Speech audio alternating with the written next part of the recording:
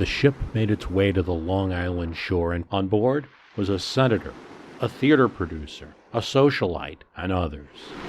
But the first thing they notice as they approach the coast is the clam boats that normally would be in this fishing area of Long Island, New York.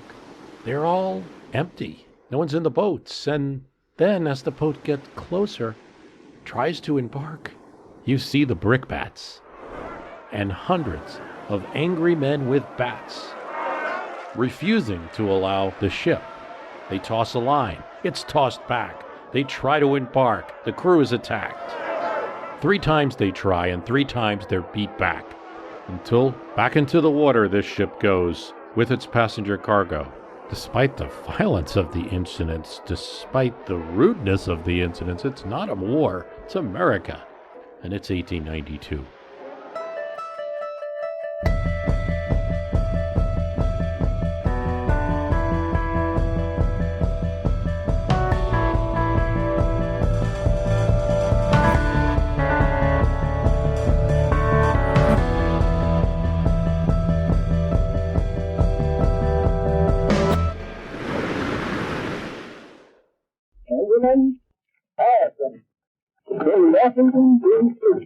The little general, they called him. Now they called him Mr. President. Benjamin Harrison was grandson of a signer of the Declaration of Independence, a hero of the Civil War, fought the Battle of Atlanta, among others, fought with General Sherman. Was part of the Indiana regiments. He was senator from the state of Indiana, and had a legal practice in Indianapolis. But also, he was a bit of a cold fish, not warm and fuzzy like those other politicians. To some people, particularly those that put him in office, at this point in his presidency, they couldn't care less about him. He didn't do anything they wanted. He didn't play with the safe, stalwart political machine that he needed to. Got the position because of his family name, after many ballots in the convention. But since these people were bosses, maybe that's the kind of thing where you don't mind disappointing people. Benjamin Harrison is able to do something that's rare for later 19th century bearded presidents, but common for modern ones.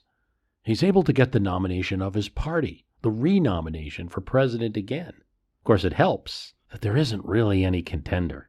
His Secretary of State, James G. Blaine, is, well, old and sick, often disappears for weeks at a time, doesn't respond always to the correspondence, subject to bouts of lumbago, misses about every other letter from an inquiring president who's himself staying on top of foreign policy for his absent Secretary of State. The bosses didn't have anybody.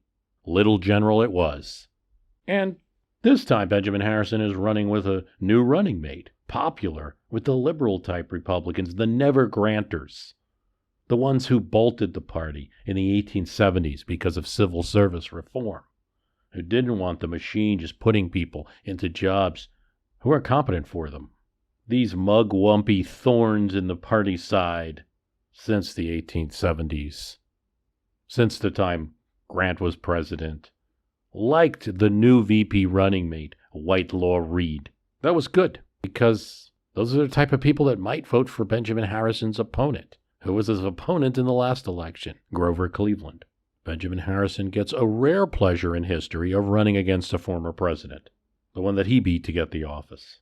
This change in running mate was had because the banker Levi Morton of New York, banker and congressman who had been Harrison's vice president, was dropped from the ticket. Well, he was dropped in some accounts because he disagreed with Harrison, and in other accounts because the party bosses in New York didn't want to give Morton to Harrison. Haven't quite been able to nail that one down to my satisfaction. But the great thing about a 19th century running mate is they're going to be doing all the campaigning for you. So Harrison was up at Whitelaw Reid's house in Westchester County, New York, visiting, eating dinner, having a nice time, when a telegram arrives. Here's what had happened. Ships were arriving on the way from Europe, particularly the port of Hamburg in Germany. And there had been outbreaks of cholera on these ships. There was a cholera epidemic in Hamburg, Germany at this time, as there was in several Asian countries. The disease, in fact, was known in America as the Asiatic cholera. Americans really feared cholera. It is a result of a toxin in the bacteria that enters the small intestine of a person and causes the body to secrete enormous amounts of water. Diarrhea, loss of fluids, loss of salts, loss of electrolytes. And the big source of cholera, or the culprit, is contaminated water supplies, poor sanitary conditions. They know some of this, but they don't know all of it. But they know enough to be afraid. After all, it seemed to come from nowhere. It could dehydrate a man in a few hours, kill a person in a few days. Stories abounded of its deadliness, of the way people would look pale or turn blue. The problem with an epidemic in Hamburg is that ships would go on a routine basis to New York.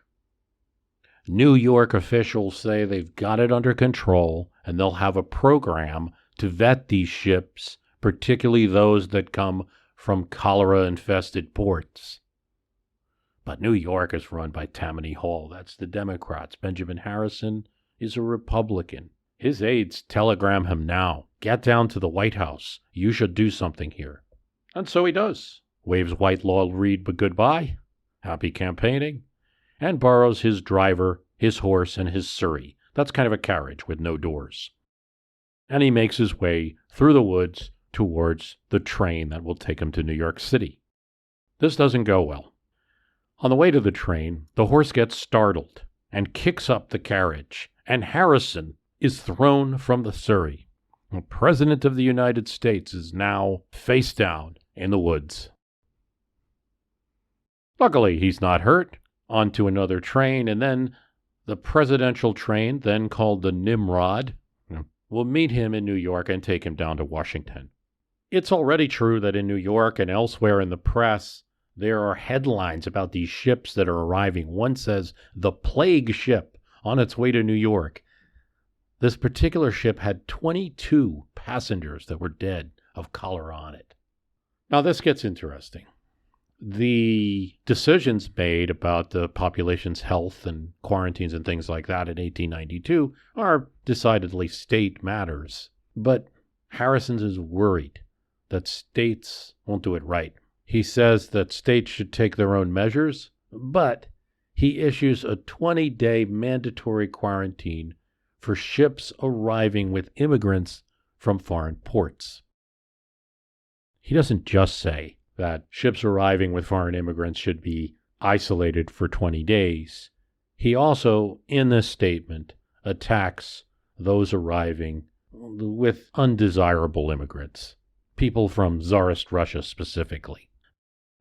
Now here's the interesting thing. His attorney general is William Miller, and William Miller says that the president is legally barred from issuing orders that conflict with state instructions. But, and it helps to have the Attorney General be your friend from Indianapolis, the federal government can supplement state regulations. Plus, it's 1892, and it's an election year. So among the ships arriving from Hamburg, one is the Normania. It's got some cholera cases. There are 5 deaths on board. Well, 3 of them officially are from cholera. But because this is the day where there'd be certain passengers up on the cabin and certain passengers down in steerage, only the steerage passengers who died were ruled cholera, because cholera was mainly thought to be a disease mostly of poor hygiene, poor sanitation, and it couldn't possibly happen to the cabin passengers. The ship's doctor and the New York City authorities would rule their 2 deaths of other causes.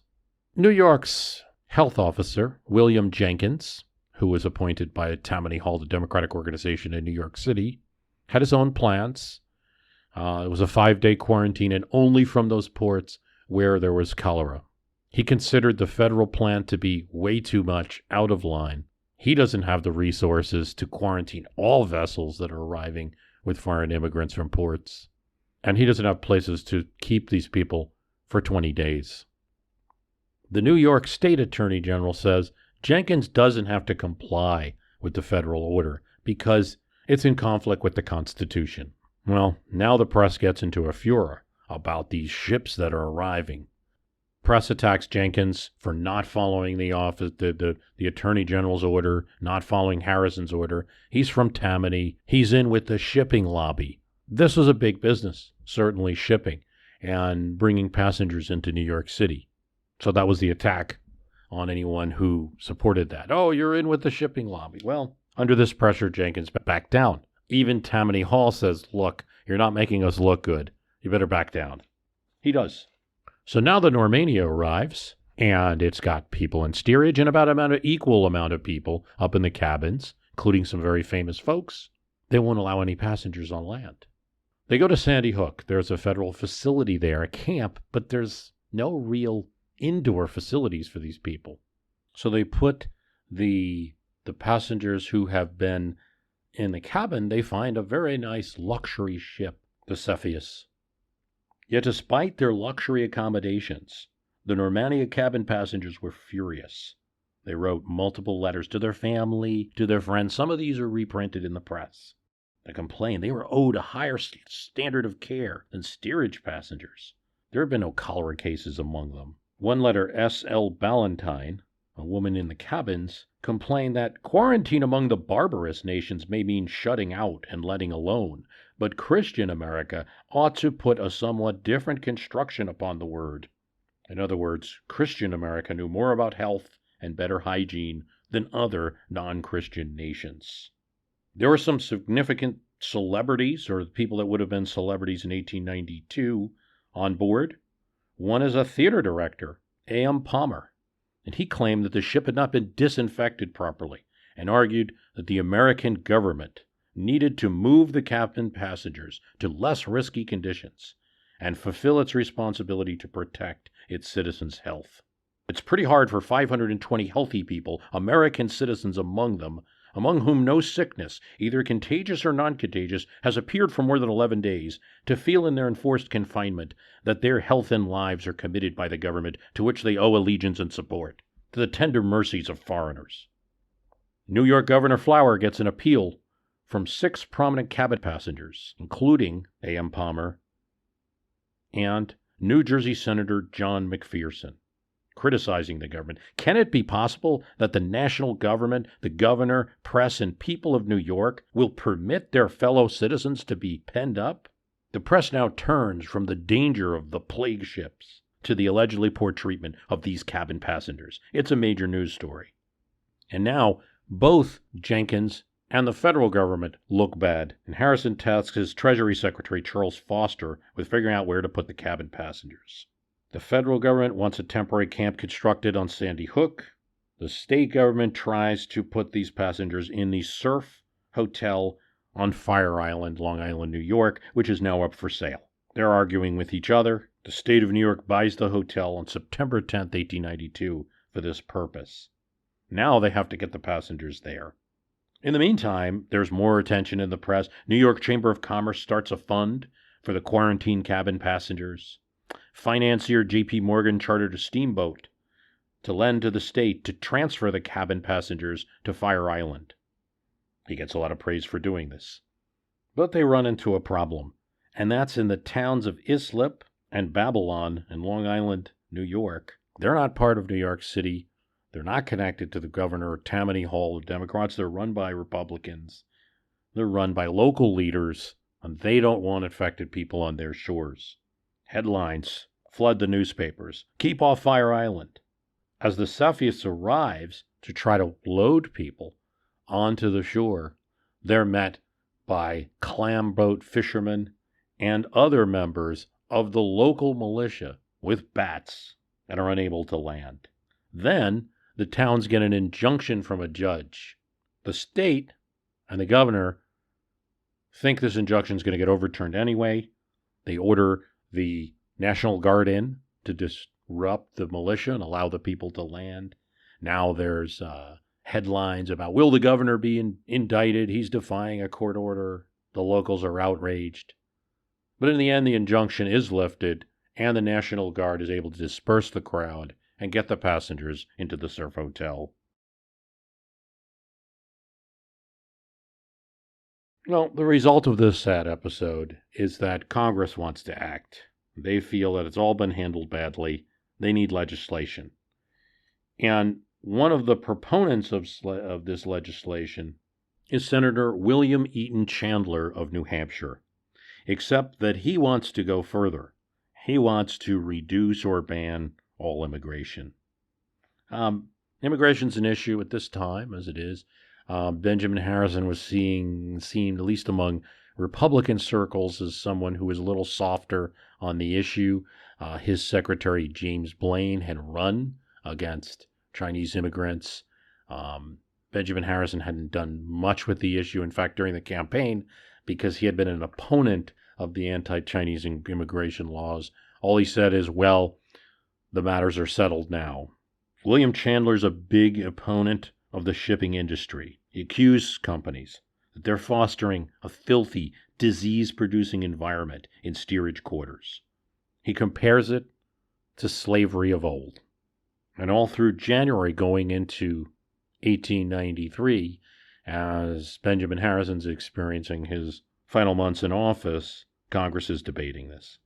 Finally, what does pass is not an immigration law, but a Quarantine Act, that whenever it shall be shown to the satisfaction of the President that by reason of the existence of cholera or other infectious or contagious diseases in a foreign country, there is serious danger of the introduction of the same into the United States, the President shall have the power to prohibit, in whole or part, the introduction of persons and property from such countries or places as he shall designate, and for such period of time as he may deem necessary.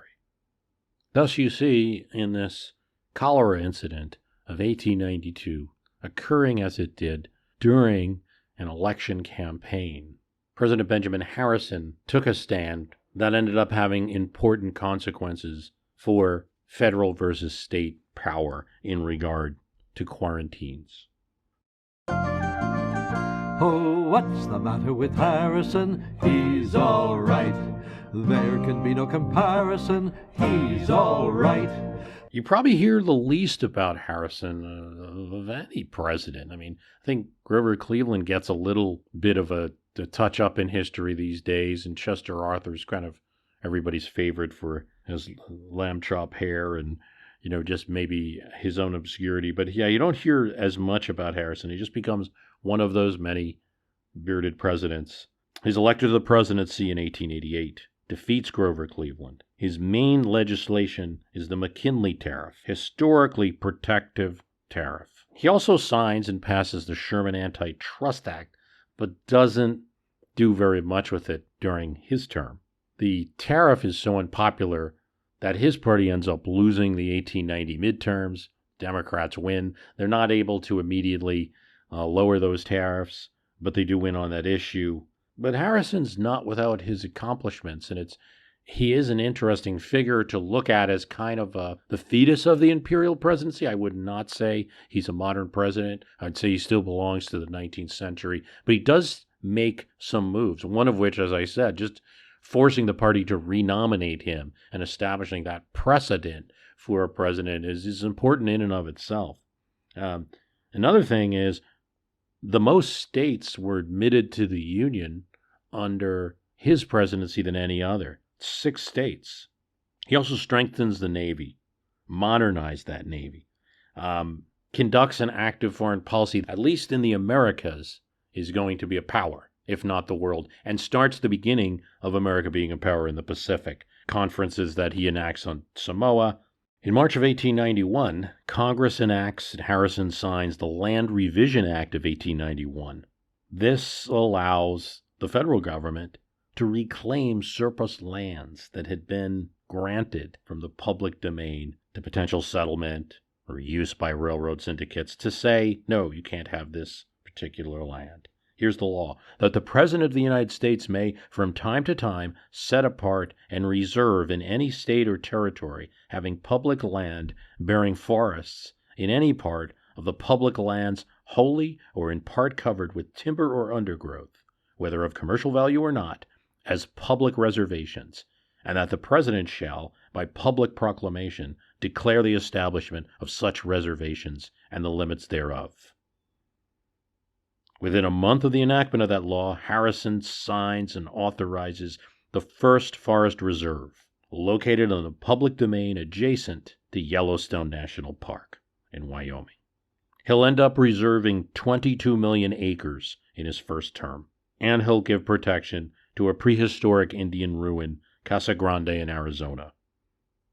Harrison, in his State of the Union address, which goes to Congress but is printed in the papers, makes a point of supporting an elections bill, one that will require elections, whether they're in the South or the North, but particularly aimed at elections in the South during the tail end of the Reconstruction here, to be monitored by a federal court.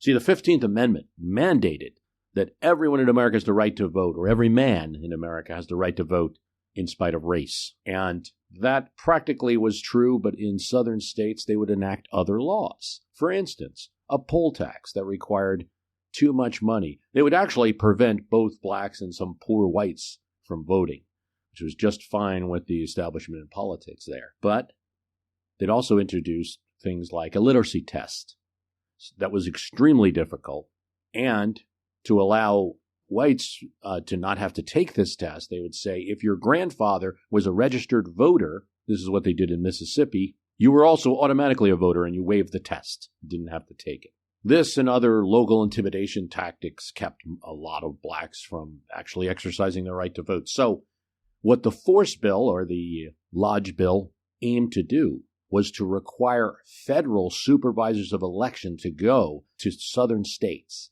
Only they, not the local state authorities, would certify elections. They would make sure they were conducted fairly, and they would be the ones to deliver electoral certificates. President Benjamin Harrison was enthusiastically behind the bill. It was in the Republican Party platform, and Harrison had in his State of the Union address, at this time a written address, it wasn't delivered before Congress, mentioned this very Force Bill. A movement started for it. George Frisbee Hoar had a majority of senators who actually signed that they would be in support of the bill. In Boston, a black member of Congress, Julius Caesar Chappelle, spoke for the bill in a highly publicized meeting at Faneuil Hall. The Cradle of Liberty is called. Politicians, former Union generals, ministers attended. Chappelle attacked weak-kneed Republicans who opposed this bill and reminded them that it was in their 1888 platform that they were elected on, and that the president was supporting it. Every man should be able to vote, whether they lived in Massachusetts or South Carolina. With all this enthusiasm and momentum, it passes the House and goes to the Senate. Senator Hoar had pledges from the majority of the bill, the majority of senators we mentioned. Democrats had no option now, in the minority, but to filibuster it. Senator Nelson Aldrich of Rhode Island, Republican leader in the Senate at this time, wanted to quash this filibuster and stop the Democrats from getting up and making these ridiculously long speeches, reading the Bible, reading recipes, etc., just to waste time. He moves, looks at Levi Morton, who is Vice President of the United States, and as Vice President of the United States is President of the Senate, presiding over the action in the Senate. Aldrich looks to Morton and says he'd like to amend the rules that a majority of senators can stop these Democratic senators from talking and end debate right now. Have a vote on the Force Bill. All eyes are on Levi Morton. He doesn't want to do it. They know he doesn't want to do this. He's been a gentleman in the Senate. Senators of both sides of the aisle respect him. He sees his role as being neutral. In fact, Aldrich at one point suggests, well, perhaps Vice President Morton, you can just take a vacation and we'll get someone in the chair who actually supports this bill. Morton said he was for the bill, but couldn't be for this ruling. He had to rule against and go with Senate precedent. And the Senate precedent prior to him taking the chair had always been that senators can talk for as long as they want. This is before you have some of the cloture that we have today. The cloture is a 20th century invention as much as the filibuster is a 19th century one. And this is where I think a lot of history textbooks stop. And you possibly could stop here in your judgment of Vice President Levi Morton.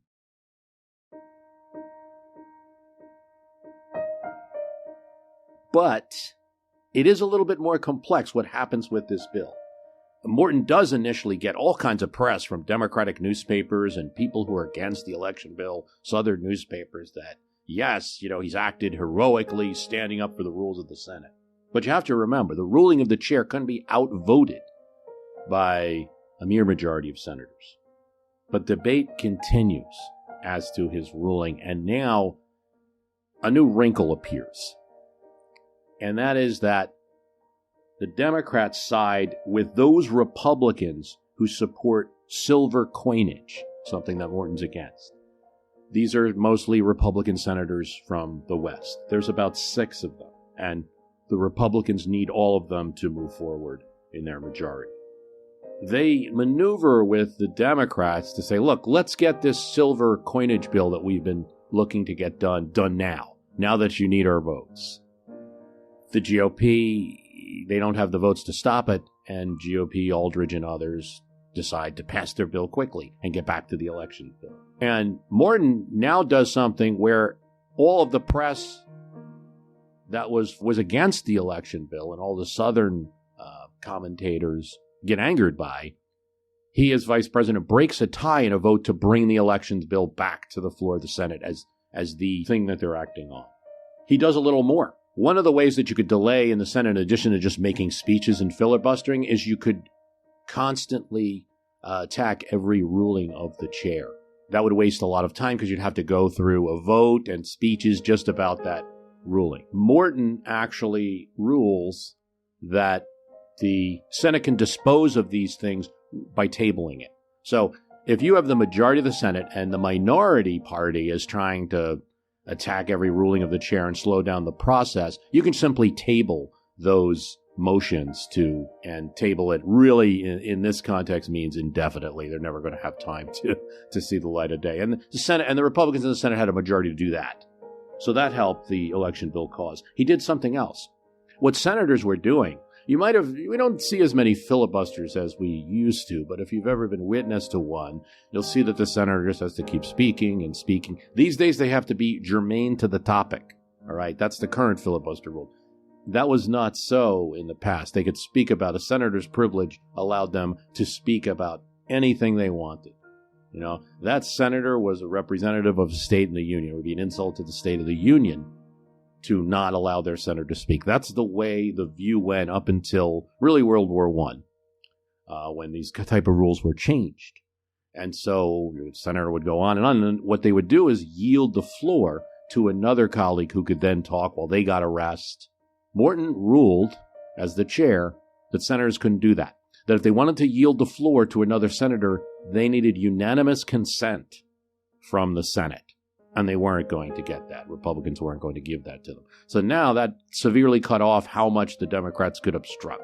Now Morton is quite the enemy, and they're actually calling him a tool of Aldridge and others.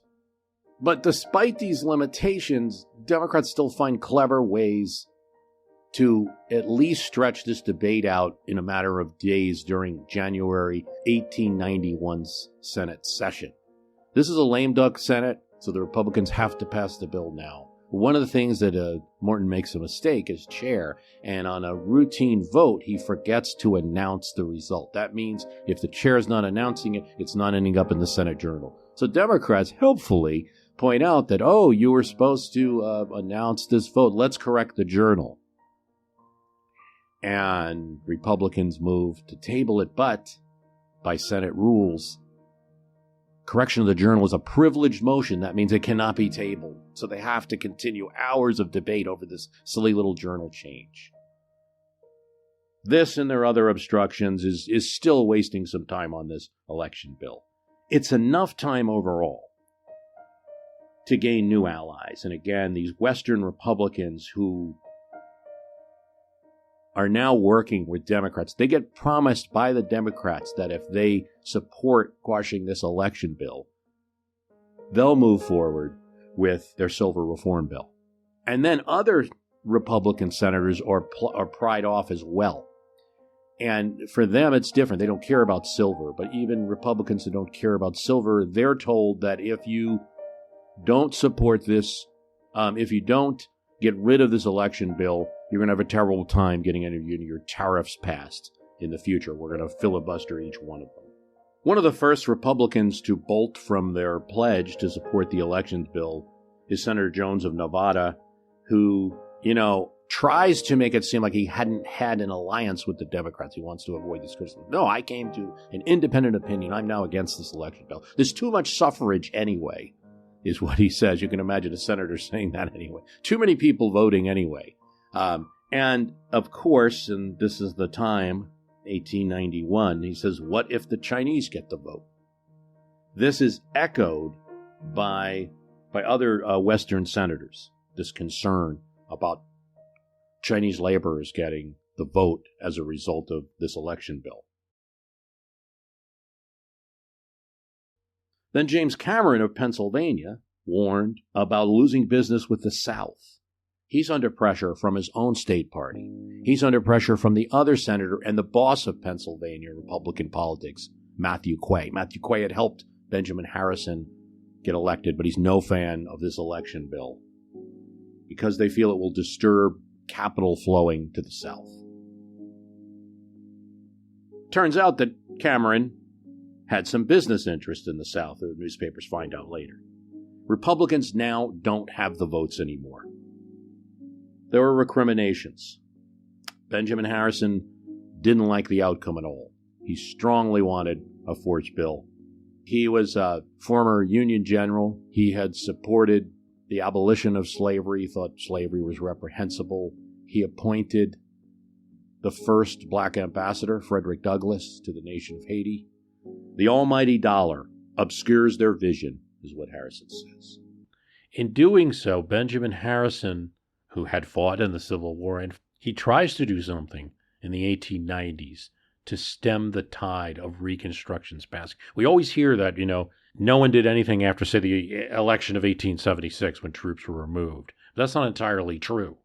Harrison does at least speak out, is not able to get the rest of the party with him.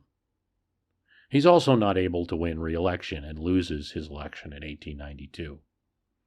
There's more to say about Benjamin Harrison, and I'm featured on the Ohio versus the World podcast coming up in September. I believe that episode's going to air, where Alex Hasty does a great job. Really, you should be subscribing to that podcast. He's going to talk in more detail about Benjamin Harrison and some of his contributions. I'm on that podcast, as well as a bunch of real historians. This is from Sofolowski's The Presidency of Benjamin Harrison, University of Press of Kansas series. Modern scholars have filled in some details about the real Blaine in the Harrison administration. Blaine was careless about attending cabinet meetings, said they bored him. He was forgetful. He seldom arrived at the State Department on time, and after the Pan-American Conference, the president and departmental staff increasingly conducted foreign affairs. Blaine remained ill while the Harrison administration immediately confronted one of the critical issues of the 1890s, the future of the nation's influence in the Pacific. Almost as soon as he took office, he faced major diplomatic negotiation on the fate of Samoa. The United States, Germany, and Great Britain each had obtained the right to construct a naval base there. By the mid-1880s, the Germans had launched a campaign to establish the dominant position, or even exclusive control of the islands. They encouraged a native revolt against the king there, and supported a potential puppet monarch. The three powers tried, but failed to work out a solution. German naval vessels arrived there, conducted warfare against the king, and Germany formally recognized the puppet king. However, a new claimant to the throne then led an uprising who wasn't aligned with anybody.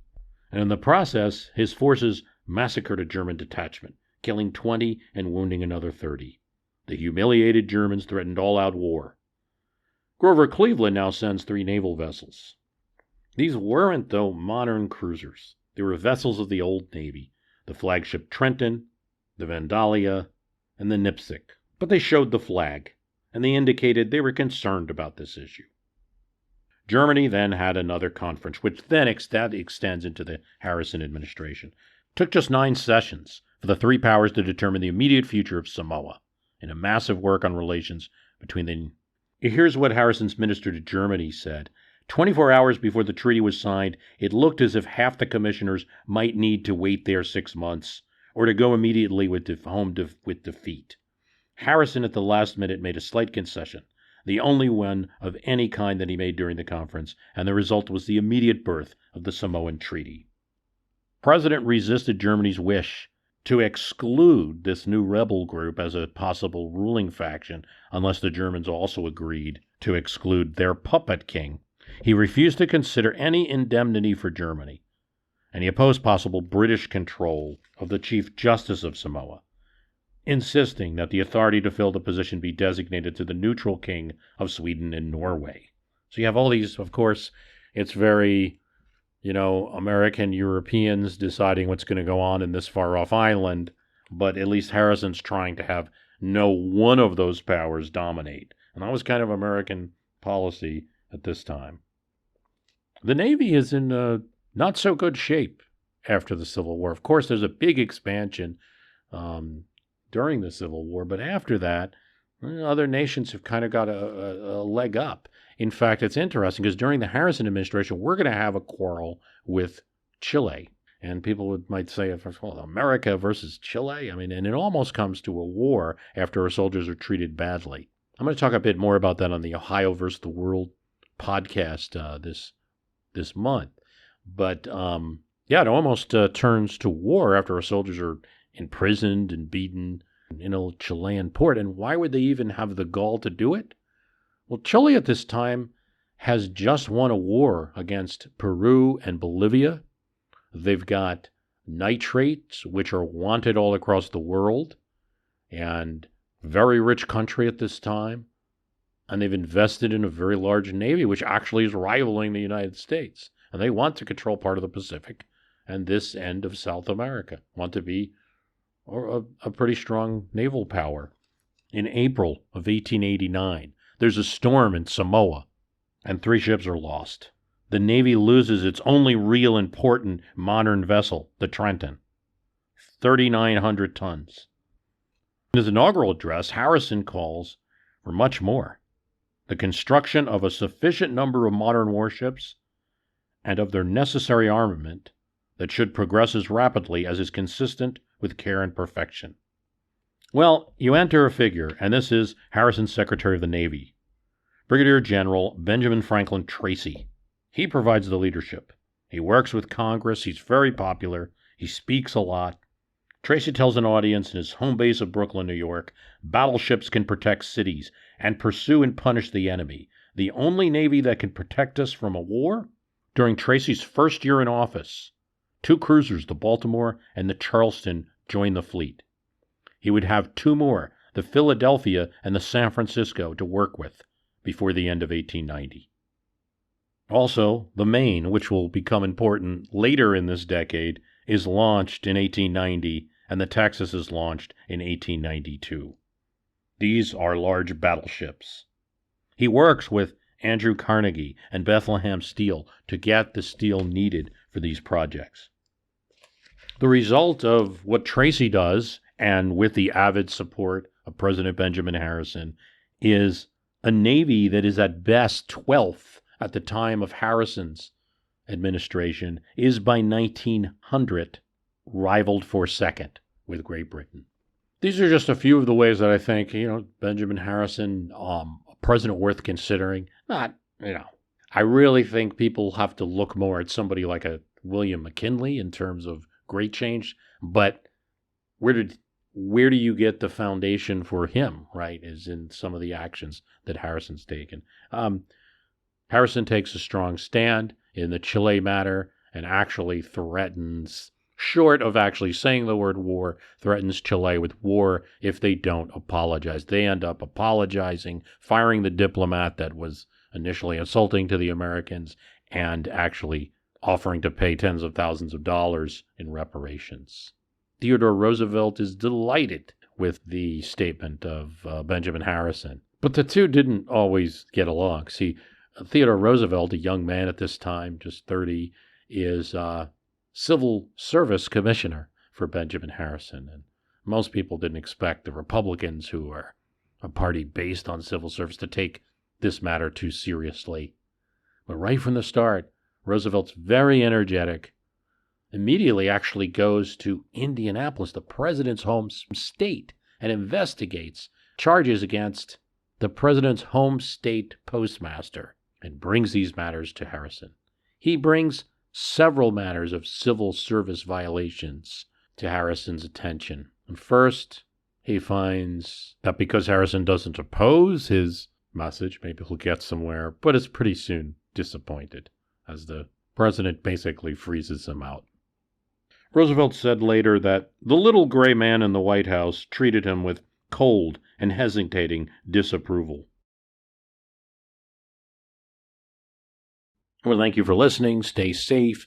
Reach out. I'm at Twitter, at my HIST, at my HIST. Would love to hear from you. Also, we have a Fans of My History Can Beat Up Your Politics on Facebook, so join there.